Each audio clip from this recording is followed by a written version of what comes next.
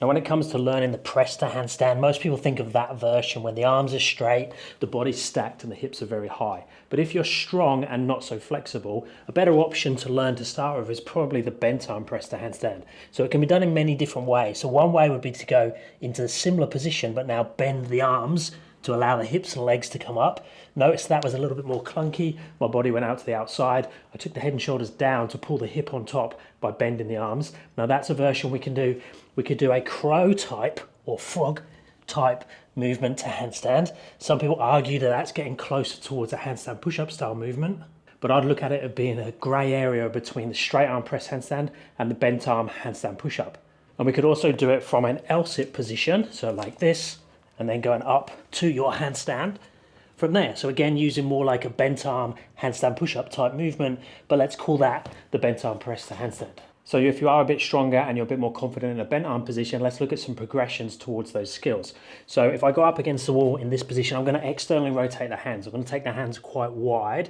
I'm then going to come into like a froggy crow position, and then I'm going to take my back towards the wall.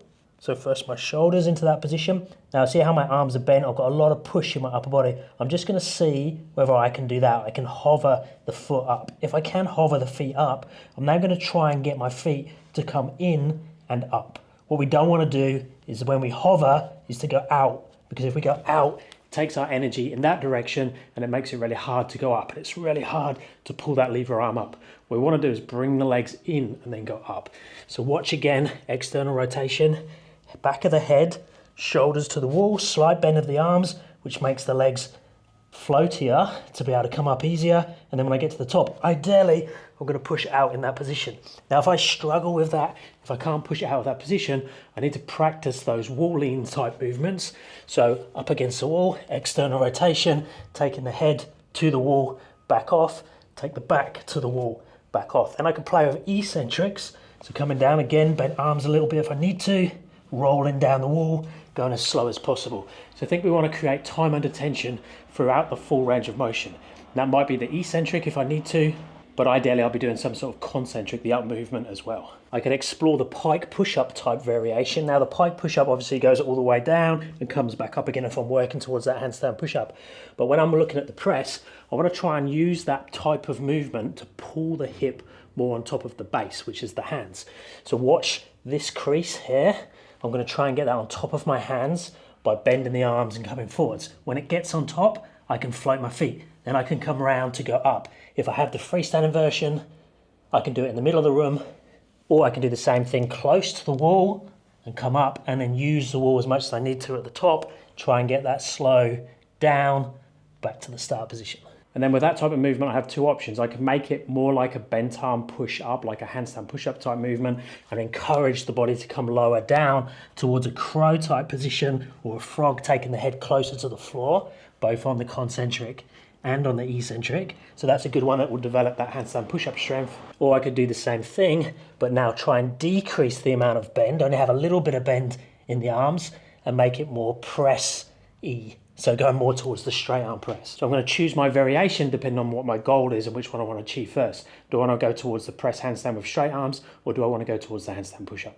I actually recommend that you train both. You just got to work out which is your best pathway to get to both of them. And I recommend you harness your strengths while also working on your weaknesses at the same time. So if you are strong, be working on that flexibility while you use the strength pathway to get to the straight arm version. Now when it comes to the L-sit version through to our handstand position, we could do it like that if I have the full movement and I have the control to go up on the concentric and then just slow it down, progress it until I don't need the wall anymore and can come down without it. But if I can't get up, I need to work out how to train components of it. So I could just go for the standard L-sit position through to that shoulder stand, eventually working on a straight leg version. Just be careful, be nice and close to the wall, or have someone to spot you in that position. Or I could train partial range eccentrics, so starting in this position like this and then coming down with the bent arms coming through to my L-sit. Or if you have a bit more confidence and you're happy to bail if you needed to, you can use a little bit more momentum to get you up and back down. But obviously momentum's not fantastic because we're not spending much time under tension throughout the pathway. So I'd also be doing some slow eccentrics or slow partial range if you are using the momentum version. Now what if you're more flexible and you actually want to gain strength to be able to do some of these bent arm press handstand variations? I just recommend that you start to work, obviously push up positions, dips and things like that to start with, and then start to make it more like the pike push up, slowly bringing the legs in, increasing the weight into the hands and the upper back and shoulders, making it until you go into a full pike push up variation. Also playing with crow, frog-like movements, taking the head down, shoulders down, and when the hips and the feet come up, so that you're moving your body like a seesaw. So feet and hips are moving opposite to the shoulder and head, but they're connected.